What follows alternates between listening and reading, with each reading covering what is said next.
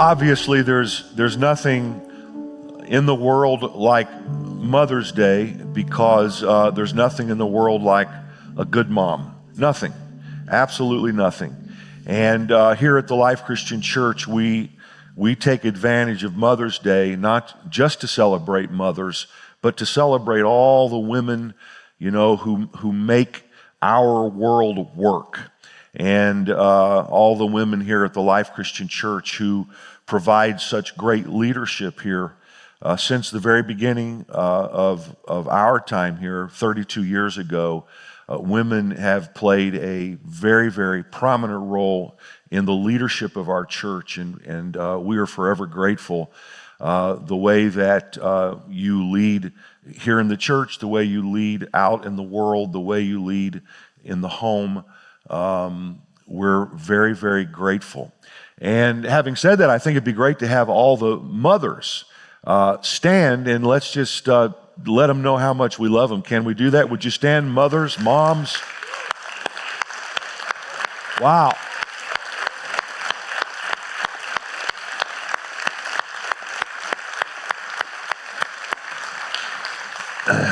Thank you. Thanks for being here today. And I hope that by the time it's all said and done, that you feel duly celebrated, because we do, in fact, celebrate you. So I have the privilege of introducing today's speaker, and I am especially privileged.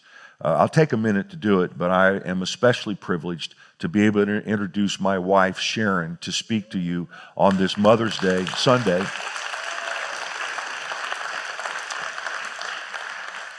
And one might think that it would be easy to introduce one's wife, and on one hand, of course, it is. But it's kind of hard to, figure out what to say after 42 years of life together. We celebrated our 42nd wedding anniversary here a couple weeks ago. And she was 15 when we got married, as you'll note when you see her. Actually, she wasn't really. Not a lot older than that, though. So one thing, that's obvious, or that should be, particularly if you know us, is the fact that Sharon is the hero of the story in our home. And her impact on our children is just amazing. And we're blessed to be parents of just 3 great kids. And she'll speak a little bit more to that. But their mom has shaped their lives in ways that are really unable to be fully articulated. And guys, we'll celebrate Father's Day here in a few weeks, but there's a reason you don't quite celebrate Father's Day to the extent you do Mother's Day. There's what is it about the way God designed the family and the role of a mom? It's a very special thing. And but many of you would not be aware of what a strong leader Sharon has been here at the Life Christian Church. In the 32 years that we've been privileged to serve this congregation, she has led in all kinds of ways, most of which you'd never be aware of. She does not like to speak in public. She's not comfortable with a microphone. She's willing to do it upon my strong begging every once in a while on an occasion like this, but that's not her thing, although you'll notice that she actually does have a gift for it. But very quietly, she's been at my side for all these years leading. And so there are many things that happen here that at one point she led. When we in the early years really tried to begin a true children's ministry, she was the one who accepted that responsibility, and she built that first children's ministry, what we now call K-Port. She's the one that got all of that started. Our first vacation Bible school many, many years ago. For a number of years, we didn't have enough kids in our church to have a vacation Bible school. And now, there are hundreds of kids running around here, but she started the first vacation Bible school. The thing that where she's probably had the most impact on all of us is that each of our building projects, and there have been several over the years, culminating in this one, she's been the leader of those building projects. So she's not only led the projects where the construction manager reported directly to her. Supposedly she reported directly to me, but I don't know how much reporting there was. Not only did the construction manager report to her, but all the interior decoration, that's all her. So, people talk about walking in this building and feeling the warmth of the place. And, I remember that when she sat and designed the fireplace out there in our lobby on a napkin and said, "This is what I imagine this fireplace looking like." And, how many of us have enjoyed the warmth of that room over the years, right? And so she's had tremendous impact on this church in those kinds of ways and many other ways that we don't have time even to begin to talk about today. So it's a real honor for me, and I hope and believe it'll be a gift to you for me to have the privilege of introducing my wife, Sharon, the First Lady of this church, to speak to you today. And if you would please give her a great big warm TLCC welcome.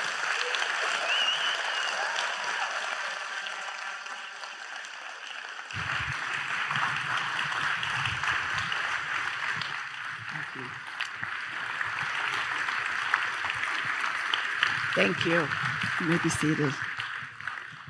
He does exaggerate some, I must say. But good morning and happy Mother's Day to all of you again. It is just so beautiful to spend this day with you. I said earlier, it's ugly outside, but it's beautiful inside here because of all of your wonderful faces and all these beautiful women here. I'm just so glad that you chose to join us today. I truly am honored to stand here and share with you. It is a privilege. Thank you, Terry, for trusting me. As most of you know, he said it's not easy for me. I put this up with some of the more difficult things in my life I've done. Bear a child, 3 children, run a few marathons, and standing here. But thank you for those of you who texted me and told me you were praying for me this week. I appreciate it. I love you. I also want to say happy Mother's Day to my mother, who watches us faithfully every week from Indiana and considers herself a part of TLCC. Happy Mother's Day, Mom. I love you. And I'm blessed to have a wonderful mother-in-law, and I love her. She's a godly, loving woman, and I'm grateful for her. Grateful for my daughter, Summer, who's here. She is our firstborn, and she is an amazing woman. I have 2 daughter-in-laws, Amanda and Lindsay, and I am grateful for them as well. I am just so blessed to be surrounded by so many great women and all of you. I am so, so, so blessed. I also have the privilege of being the mother, as my husband said earlier. We have 3 amazing children. As I mentioned, Summer is our oldest, the first to call me Mommy, and with her, we forever have sunshine, and I love you, Summer, wherever you are, here somewhere. We have a son, Caleb, who lives in Los Angeles with his wife, Lindsay, and we're so grateful for them. We just hope they'll move to the East Coast from the West Coast. And our youngest child is a son named Christian. Many of you may know him. He and his wife, fabulous wife, Amanda, serve here as pastors on staff, and we are just so grateful I'm just so grateful to have them in my life and to be Christian's mother. They're in London today, actually. He's working on his PhD, but I love them and miss them. And then this fall, I'll get to add grandmother to my title as our son, Caleb and Lindsay on the far right. They're going to have a little boy this fall, God willing. So, yeah. So you'll start seeing a lot of pictures of that as it comes along. But it won't be as long as my husband, and I don't speak as fast as Christian. If you've heard him speak, I'm not as deep or theological as either one. They both know more theology they've forgotten more theology than I'll ever know. So, but I have a simple thought I'd like to share with you today. And it's just some thoughts about living and leaving a legacy. As many of you know, last month, maybe some of you don't, my husband and I, along with Drs. Abe and Ruby Thomas, were blessed to host a group of members from TLCC on a Steps of Tour in Greece. A Steps of Paul tour in Greece last month. It was amazing. We had a wonderful time. Part of that tour included a stop on a riverbank in Philippi, Greece, where Paul visited and where the Christian church in Europe was started and where the first person in Europe was baptized. It's an amazing place. This wasn't the first time that my husband and I had been there. We were there in November of 2019 with a group of pastors and other ministry leaders. And it really moved me the first time I saw it. So I was really looking forward to going back and seeing it again last month with our group from TLCC. I admit, expect to be quite as impressed or moved the second time, but in fact I was. And part of the reason for that is because the first person to believe in Jesus and to be baptized in all of Europe was a woman named Lydia. God chose a woman named Lydia to begin something new in all of Western civilization. Now, I'll start by saying I'm not a part of the man-hating club, and I am not a woman, hear me roar, kind of a woman. That goes without saying. All of us are equal in God's eyes. But I'm so glad that God made me a woman. I get to be a daughter, a mother, a sister, an aunt, and a soon-to-be grandma. I'd love to read, and I so admire the women in the Bible that God chooses for specific and strategic roles to accomplish his plan on earth. For instance, many of you remember the story of Queen Esther, who saved the Jewish people by risking her life and saying, "For such a time as this." Or Mary, the mother of Jesus, who gave birth to the Son of God. She said, "Be it unto me according to your word." And then there's Mary Magdalene, the first person to see the empty tomb and who saw Jesus after his resurrection. The first person, it was a woman. The list goes on, but today I'd like to talk about Lydia and her impact on the world, her legacy. Let's talk about legacy for a minute. Webster's dictionary defines legacy as a gift by will, especially of money or other personal property. Or it's something transmitted by or received from an ancestor or predecessor or from the past. Now, most of us probably think about legacy only as something that we leave behind or that we'll be remembered for after we die. Or it's only something you think about as you get older, which of course is true. But I'd like for all of us today, young and old, to think about legacy as something we're doing right now. We are living our legacy.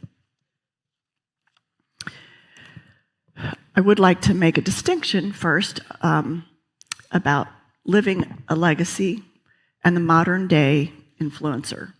An influencer, I read, is someone who is able to persuade a lot of other people, for example, their followers on social media, to do, buy, or use the same things they do, and then they get paid for it or get free products in exchange for their influence. I know that's a very popular thing. I have no desire to speak negatively about social media influencers unless they're doing something negative, influencing negative behavior or negative products. I'm sure I've been influenced by social media influencers before. But today I want us to view legacy as who we are every day and not just something we do. Well, as I visited the site of the birth of the Christian church in Europe through Lydia, I think about who she was as a woman and the legacy she lived and left behind for all of us. First, a little background I learned about Lydia. History tells us that Lydia was a native of Thyatira of Asia Minor, now it's modern-day Turkey. It was a very important city at that time because it was the headquarters for the many ancient guilds. There was a potter's guild, the tanner's guild, the weaver's guild, the robe maker's guild, and the dyer's guild. It was actually the center of the dyeing industry, and that's D-Y-E, not D-I-E. Only those who belonged to the dyer's guild were allowed to work as dyers. Well, the dye that they made in Thyatira was famous for the color purple. It was made from this secretion that they got from the shellfish in that area, and that's how they made the color purple. It's not the same color purple we think of today. Necessarily, its hues were of a much larger range, from like a reddish crimson to these various shades of blue. And only the very, very wealthy or royalty could even afford to wear anything that was dyed in this purple ink. Well, at some point in her life, Lydia moves to Philippi to sell this purple dye. She went to a place where the market was apparently very much in need or wanted, and she became a successful seller of purple.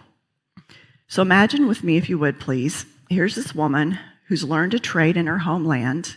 She moves and becomes very successful and decides to move to Philippi to start her business there, okay? So she's like on the cutting edge of the fashion industry, so to speak. And she moves from Thyatira to Philippi, and she's extremely successful. She's like on cutting edge. It's like step aside Gucci, Louis Vuitton, or Coco Chanel. Here comes Lydia. But she's not just coming to impact the fashion industry. She is going to be used by God to impact the world. Wouldn't that be great if the fashion industry was doing that today? She is going to change the story of the world in Europe. So she moves to this bustling city of Philippi and is very prosperous there. She apparently had a large home with many servants that lived with her and possibly some family. Most historians believe she was a single mom, possibly widowed, or single woman, possibly widowed.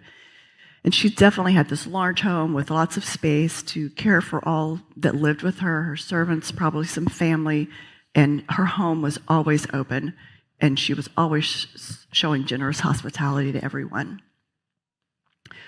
Well, let's read for a moment Luke's account of Paul's journey to Philippi and the events that happened there. Acts 16, verses 13 through 15. On the Sabbath, we went outside the city gate to the river, where we expected to find a place of prayer. We sat down and began to speak to the women who had gathered there. One of those listening was a woman from the city of Thyatira named Lydia. She was a dealer in purple cloth. She was a worshiper of God. The Lord opened her heart to respond to Paul's message. When she had the members of her household, when they were baptized, she invited us to her home. If you consider me a believer in the Lord, she said, come and stay at my house. And she persuaded us. So Paul receives the famous Macedonian call.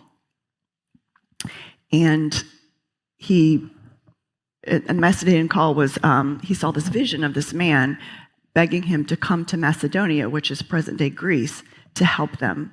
So Paul moves to Philippi, and there he finds a place.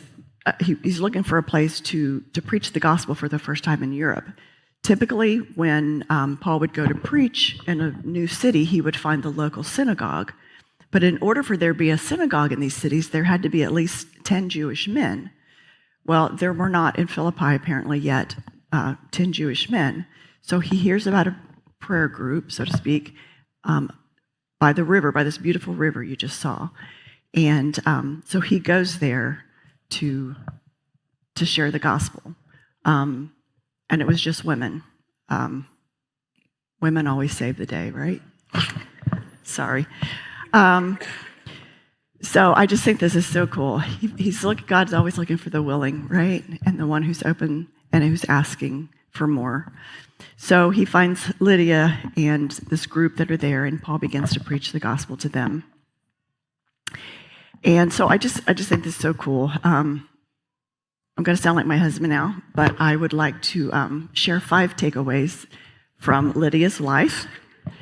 And I'm going to call them legacy lessons from Lydia's life. First of all, she was a worshiper of God.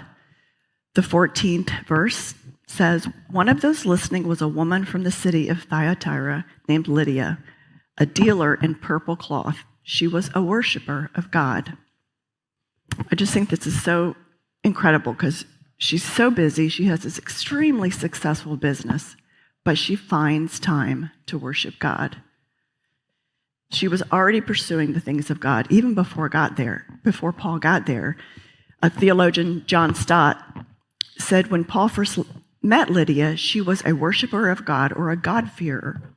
Her background would suggest that she was a former polytheist, but now she was believing and becoming as a Jew without having become one.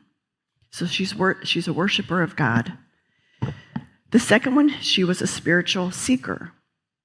She was hungry for the things of God and deeper spiritual experiences with God. Therefore, he opened her heart. The 14th verse again, she was a worshiper of God. The Lord opened her heart to respond to Paul's message.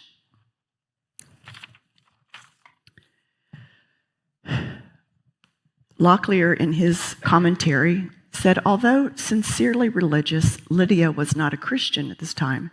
She did, however, have a hunger for a deeper spiritual experience. As she attended to the truth of Christ, which Paul spoke of in conversational style in that small seated Jewish gathering, the light dawned and her heart opened to receive Christ as her Savior. So she's a seeker. Her heart has been opened. God has opened her heart. Jeremiah 29:13 says, God said, you will seek me and find me when you seek me with all your heart. God is still looking for people today who are hungry and thirsty for more of him. If you seek him, he will open your heart as he did Lydia's. Number 3, she was a woman of action. Verse 15 says, when she and the members of her household were baptized, she invited us to her home. Lydia obeyed the prompting in her heart by God and believed and was baptized. She didn't hesitate or think how this decision to be a Christ follower might affect her business or interrupt her busy schedule. She didn't even consider what her customers might think or if they would scoff at the gospel of Christ. She was a bold and confident woman, and she acted upon her faith and her belief. Number 4, she was the ultimate influencer. Verse 15 again. If you consider me a believer in the Lord, she said, come and stay at my house. And she persuaded them. She shared her life-changing event with those she had influence over. She shared her joy and influenced those in her household to be baptized. She made her faith known. She was the ultimate influencer with eternal consequences. And 5th, she was a hospitable woman. Verse 15 says, if you consider me a believer in the Lord, she said, come and stay at my house. And she persuaded them. Her gift of hospitality was used by God to help Paul and Silas and other Christians to spread the good news. Lydia always had an open house, if you please. She opened her house to people that were hungry for God. She opened her home, and it became the center of the Christian fellowship in Philippi, and the first Christian church was formed there. You can say she probably had the first life group there. We read again in Acts chapter 16, verse 40, after Paul and Silas came out of prison and they went back to Lydia's house, they met with more brothers and sisters of the faith and encouraged them there. So after Paul and Silas left, they'd been thrown into prison, and then where do they go? They go back to Lydia's house. Why? I believe because her home was a place of healing, a place of encouragement, a place of rest, and definitely a place that spread the gospel movement. She was the ultimate hospitable leader. Well, thank you, Lydia, for living and leaving a legacy. It forever changed the world. Thank you for showing us how to be strong, successful, godly women that use the gifts God has given us to promote the gospel and to serve others. So for those of us here today, I would just ask, what legacy have we received that has impacted our life and that we want to pass on to others? If you're sitting here today, you're a part of somebody's legacy. I certainly know I am.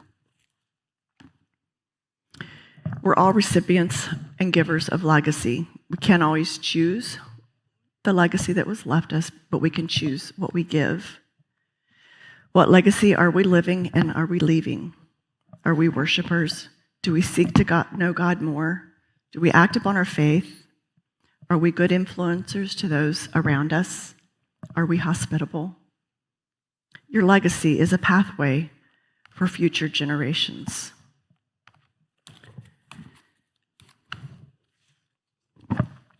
Now I'd like to share the story of another woman who left a legacy in my life.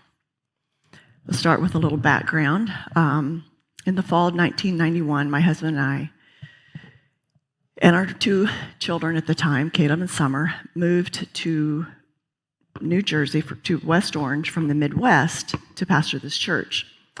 Well, as you can imagine, this was a huge change for us. And to be honest, it was quite a culture shock for me. I was a young mother of two small children, and I needed to establish a home and life here for us in this new land. Some of my first memories of some of the adjustments were all the cars honking their horns in the traffic. Sorry. Where I came from, that was equivalent of cursing at someone. It was considered very disrespectful, and in New Jersey, it's just a means of communication, right? Just like the horns green, the light's green already, move, and nobody's offended by it. So that was an adjustment. The other one was the fast pace, which everyone and everything seemed to move. I think that's why Christian talks so fast. I quickly learned it was survival of the fittest, and so I tried I'm still trying as quickly as I can to adjust to the fast pace. Another one I'll never forget was my first grocery shopping, or as New Jerseyans call it, food shopping experiences. I'll never forget. I was at the local shop right here in West Orange, and I had my shopping cart, or as New Jerseyans call it, buggy, and I was putting food in it, per usual, and suddenly I got reprimanded very loudly and abruptly by a fellow shopper that I had made a terrible mistake, because I'm freaking out. She said I left my pocketbook, or I call it a purse, but in New Jersey I've learned you call it a pocketbook, in my unattended shopping cart. And someone was going to steal it if I did that again. And it was just like, she struck a fear in me that I live with to this day. I felt like a stranger in a foreign land. But having lived here 32 years now, I consider myself a Jersey girl. I honk, try to go fast, and I don't leave my purse in the shopping cart. So I'm a Jersey girl, I guess. But I must admit, back then, I'm quite shy, but back then, even extremely shy, especially with things that were unfamiliar to me. And so I had a huge learning curve. Well, in the following spring after we moved here, the summer of 1992, I'd been taking Summer and Caleb, and I was now expecting Christian. I've been taking them to the West Orange Library. They had a very nice section in the library for children, and they just loved it, so we'd go there quite often. So often we became very friendly with the children's librarian. She was so kind. And one day she told me she wanted to introduce me to another mother that had been coming in there with two girls about my kid's age. Well, upon hearing this, I just thought, oh no, I don't want to meet. I didn't say this out loud, obviously, but I said, no, I don't want to meet anyone. I was just too shy and intimidated for that. So every time after that, we would go to the library, I would try to sneak in so the librarian wouldn't see me, and then we'd sneak out thinking, oh, hopefully this woman's not here and the librarian doesn't see us. But one day, as I thought we had snuck out, we were out the door, the librarian comes chasing after us, and Mrs. Smith, she's here. I want to introduce you to this woman I was telling you about and her 2 girls. Of course, I cringe inside. I'm thinking, oh no, I got caught. And anyway, my own insecurities and shyness were, I had to put to the side, and we went back in, and my life was forever changed by the impact that this woman would have on my life. Her name was Marlene Edelman. She was the kindest person I had met in New Jersey outside of our church family. That day, she invited us to join her and her girls the following day to lunch at her home. We went, and it began the beginning of a wonderful friendship. She became Lydia to me. Marlene was the mother of 2 beautiful girls, as I mentioned, and she was married to a very successful Wall Street commodities broker. He happened to be Jewish. His name was Art. Marlene began to introduce me to all of the wonderful and beautiful places in New Jersey, the parks, the museum, the beaches, on and on and on. And I began to fall in love with this place that God had called us to plant our roots and build a family and a church. Our friendship included homeschooling together, celebrating birthdays, and on and on. When we met, Marlene was a believer, but had not yet, as she explained to me, had not yet found a church where she felt like she really fit and that she was comfortable in. So she began coming to TLCC. Shortly thereafter, she became a member, she was baptized, and her 2 little girls were baptized as well. She began volunteering and then became a very significant leader. She even started our first iteration of our recovery ministry. I think it was called Celebrate Recovery back then, I'm not for sure, but Marlene just loved to help people. One of the most impactful memories was a Wednesday night Bible study we were having, and I looked back and I saw Marlene sitting next to another woman. This other woman, I won't name, she was a heroin addict, and she had literally just gotten out of jail that afternoon for prostitution. Marlene had her arms around her, loving her and praying for her. She continued to nurture her and disciple her, and this woman came to faith. This woman eventually became a leader in our recovery ministry. That was Marlene. She loved to help people. There are other wonderful stories about her, just kind of simple. There's some of you are too young to remember the pre-Easy Pass days when you actually had to interact with the toll booth operator, the person in the toll booth. Well, Marlene didn't just give the toll booth operator a coin. Marlene always gave a gift. She always gave a piece of fruit or a book. At Christmas time, she bought a lot of copies of the book about Jesus called More Than a Carpenter, and she wrapped them all. And then that's what she would give to the toll booth operators, to the cashier at the grocery store or at the mall, wherever she could find and share the love of Jesus. That's what Marlene liked to do. She was an influencer. She influenced those around her to be better mothers. She certainly did me. I watched her lead a weekly support group for young mothers. She would often go to the home of a new mother and help give support and to nurture this mother and just do whatever she could to make this mother more comfortable. She also influenced her family in ways that have eternal consequences for the kingdom of God.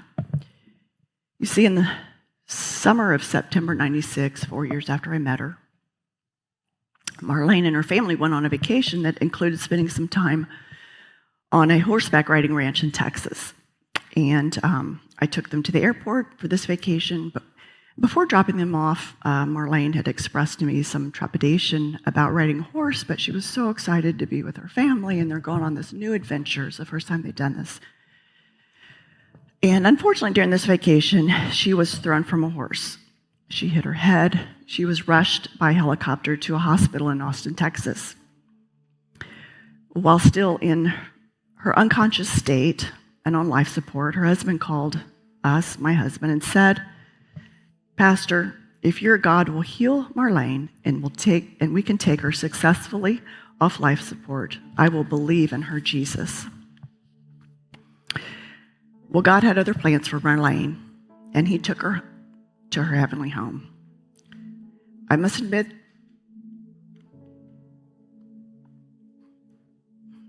there's some things like this I will never understand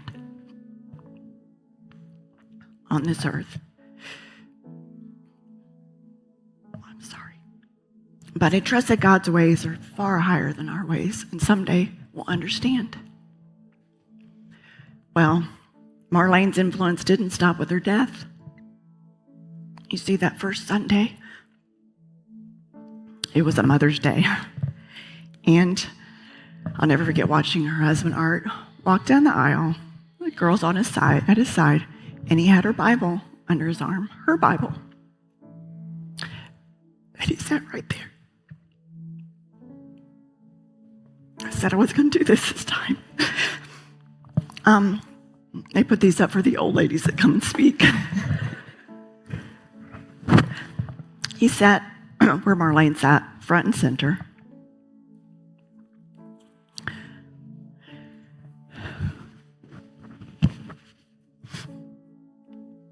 And he began to seek the God that Marlene had loved and lived for. And after a lot of discipleship from my husband and others, Art gave his heart to Jesus. He became a very faithful member here at TLCC and a significant leader for so many years. Not only does Marlene's legacy live on through her husband, but through her daughters as well. As they became adults, they remained faithful to God and the church. In fact, they were both on staff here at different times when they were younger. They've both since gotten married and had beautiful children and families and moved to other parts of the country. Her youngest daughter, Heather, and her husband, Ted, were on staff as youth pastors for some time here. Well, they're now serving as lead pastors at a church in Pennsylvania. Marlene, you'd be so proud.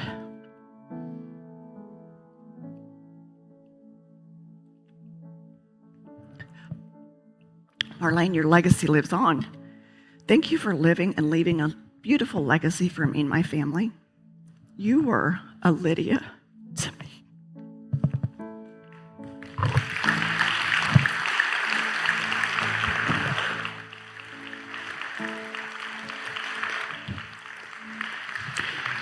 I've been so blessed to be a recipient of legacy leavers, both living and past. My mother is a beautiful woman, godly woman of prayer and faithfulness. She's still living her legacy. I'm forever grateful to you, Mom. And thank you to all you wonderful women here that I've had the privilege to do life with. Thank you for the legacies that you're living and you're leaving, not just for me, but for all those that you're in touch with in your everyday life. We're forever grateful. So as I close, I would just ask all of us, or say to the women here, let's be Lydias. Let's be women who worship God. Let's seek to know him more and more. Let's put our faith into action. When he prompts our hearts to do something, let's do it.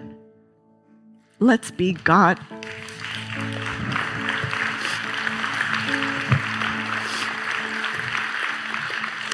Let's be good and godly influencers, and let's show hospitality to everyone. God can and will use women like Lydia and women like you and me to change the world. Happy Mother's Day.